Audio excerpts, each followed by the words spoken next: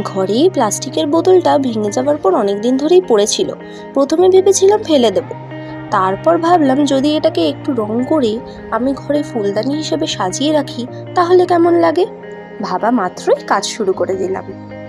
এর আগে কখনো আমি কোনো জিনিসের ওপরে আঁকিনি, প্রথমবার কোনো প্লাস্টিকের বোতলের ওপরে আমি আঁকছি।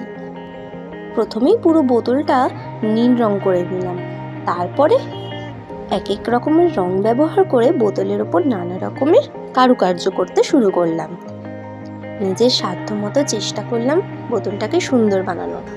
কাচের বোতল হলে হয়তো আরো ভালো লাগতো।